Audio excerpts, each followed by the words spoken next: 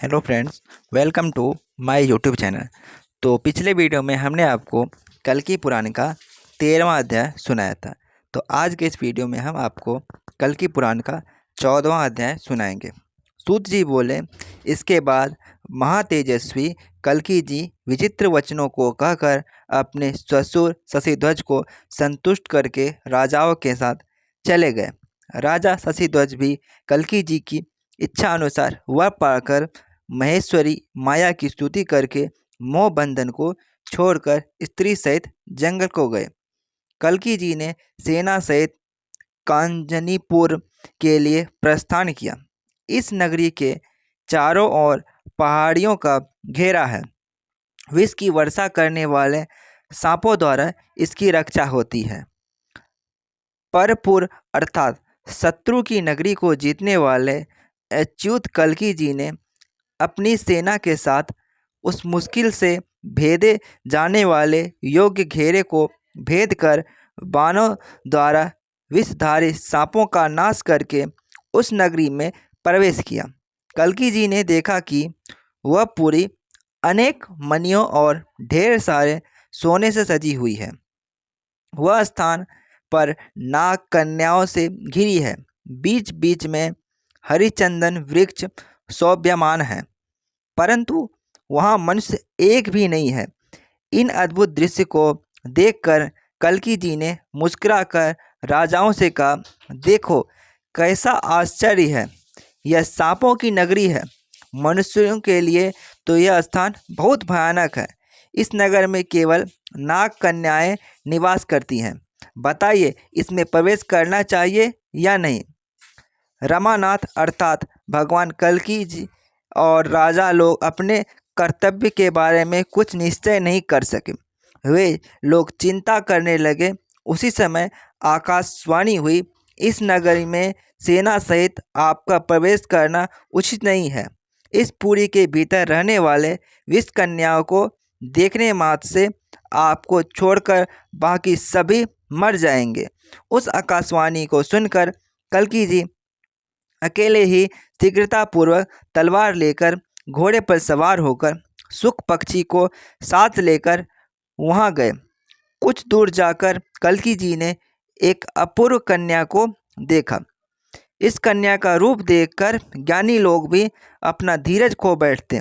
अद्भुत रूप वाले कल्कि जी को देखकर कन्या मुस्कुराकर बोली, इन संसार में महावीर वाले सैकड़ों राजा और दूसरे मनुष्य मेरे कारण अपनी देह का नाश कराकर काल के गाल में समा गए हैं।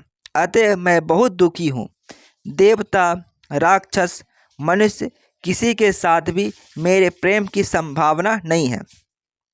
इस समय आपके कमल के समान सुंदर दो नेत्रों से निकलने वाले अमृत में बहकर मैं आपको नमस्कार करती हूँ। मैं इस संसार में विष भरी दृष्टि वाली दीन और बहुत अभाग्नी हूँ। आपकी दृष्टि अमृतपूर्ण है। मैंने कौन सी तपस्या की थी जो आपके साथ मिलाप हुआ।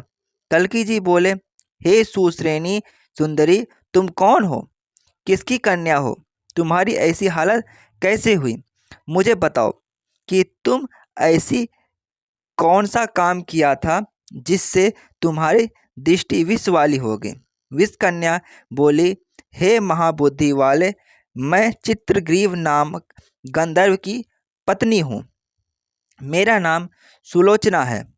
मैं अपने पति के मन को बहुत आनंद देती थी। एक बार मैं अपने पति के साथ विमान में पार होकर गंधमादन पर्वत के कुंज में जाकर किसी शिला पर बैठी कामाकुल हो विहार कर रही थी। उस समय वासना के मद में तस्त थी। वहाँ पर यक्ष मुनि का भौड़ा आकर देखकर मैं अपनी जवानी के घमंड में अन्य उन पर कटाक्ष कर हंसने लगी। मेरे अप्रिय वचन सुनकर उभालबन अर्थात मजाक उड़ाने वाले वाक्य सुनकर मुनि ने क्रोधित होकर मुझे शाप दे दिया। उस शाप के कारण ही मैं विष दृष्टि वाली बन गई हूँ। उसके बाद मैं सांपों वाली कांचनी नामक इस नगरी में नागन्यों के में डाली गई और मैं दृष्टि द्वारा विष बरसाया करती हूँ। मैं अत्यंत भाग्यहीन और पतिहीन होकर अकेली घूमा करती हूँ। मैं नहीं जानती हूँ कि कौन ऐसी तपस्या की थी जिससे आपकी दृष्टि के सामने मैं आ गई। आपके दर्शन से मेरा साप टूट गया। इस समय मेरी दृष्टि अमृत बरसाने वाली हो गई है। अब मैं पति के पास जाती हूँ।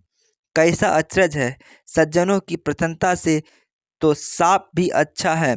ऋषि का साप होने से आप साप के छूटते समय आपके चरण कमल के दर्शन मिले हैं। यह कहकर विषकन्या सूर्य के समान विमान पर चढ़कर स्वर्ग को चली गई। कल्की जी ने महामती नाम के राजा को उस नगरी का महाराजा बनाया। महामती राजा के पुत्र अमरस के पुत्र धीमान सहस्र और धीमान सहस्र से 80 प्रसिद्ध राजा ने जन्म ग्रहण किया। उसी राजा के वंश में बिरला राजाओं की उत्पत्ति हुई। उन राजाओं में शेर के समान मनु को अयोध्या के राज्य पर राज्याभिषेक कराए। फिर नारायण मुनियों के साथ मथुरा को गए। मथुरा के राज्य पर अत्यंत तेजस्वी सूर्यकेतु राजा का राज्याभिषेक किया। कल्की भगवान वारणावत में यात्रा करते हुए देववापी को राज्य सौंपकर उसके अरिस्थल, वृकस्थल, माकंद, हस्तिनापुर, वारणावत नाम के 5 राज्यों का अधिपति बनाकर संबल ग्राम को गए।